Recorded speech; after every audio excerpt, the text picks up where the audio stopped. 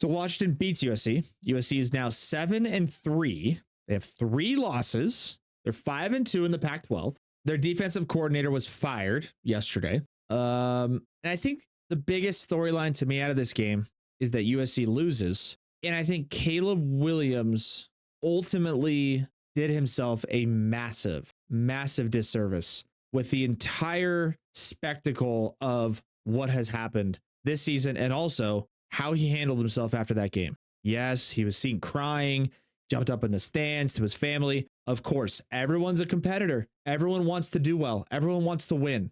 But here's just a quick news flash for Caleb Williams and a lot of star athletes that don't know how to handle adversity. You're not going to win every game. A lot of times you're going to lose a lot of games. And yet Caleb Williams has been trying really hard, has been playing pretty good.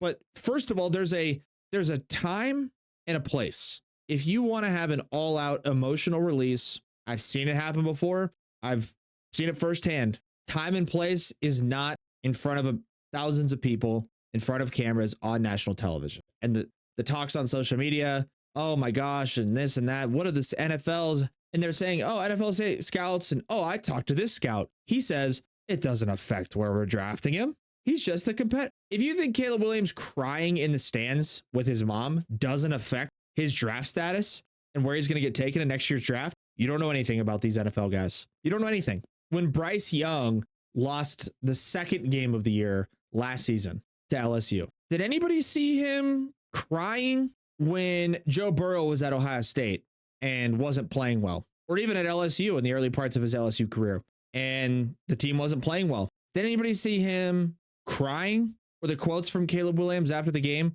Again, we've all been there. But when asked about what he wants to do or what he's feeling after this loss, and he says, I want to just go home and cuddle up with my puppies. I just don't really think many guys in the NFL are going to love playing with that guy. He's really athletically talented. He's got a great arm. He's got good potential, but clearly he has never dealt with any actual serious levels of adversity in his entire life. He went to Oklahoma, came in as a freshman, almost immediately played over Spencer Rattler, and then just transferred because his coach did. And that all that stuff it's whatever. But if you ask NFL executives and scouts why they decided to go with Bryce Young over CJ Stroud, or just why they liked Bryce Young so much, or why he went first overall, most of them would tell you it's not just because of how good he was as a quarterback, but it's also how he led his team, his body language, how he carried himself, and how he handled adversity. Caleb Williams and the way he's chosen to handle adversity, the body language he's shown on the sideline, however frustrating it may be to be playing on a team that gives up 50 points a game, which is totally understandable, you can't act that way and expect it to not at least impact your draft status in this year's NFL draft, because it's going to.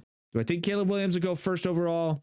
You know, probably, because he's going to go to the combine. He's going to do a bunch of crazy, stupid athletic things. He's going to throw the ball 70 yards, run fast, and whatever. He has all the tools. But a lot of times, if you want a good quarterback, it's not just about what you can do physically. And to me, Caleb Williams has shown that when push comes to shove, and it comes down to playing a tough team, a tough defense, any adversity at all, he really has not responded almost blanketly at all.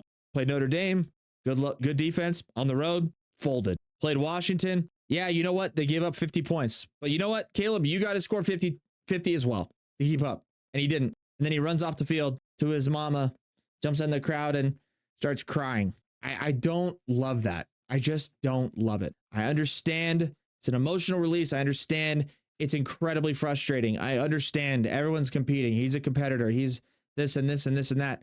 Yeah, okay. So was Bryce Young. So was Joe Burrow. So was everybody. And I didn't see any of them crying, man. We're talking about how they're going to go home and cuddle with their puppies. I just don't think it's a great look for Caleb. I mean, and this is the same guy who's been rumored about how he won't come out if it's certain teams that have the ability to draft him first overall. Or same guy who's saying, I want equity in the team if you draft me first overall. It's a little bit wild to me. And I think Caleb Williams is physically talented.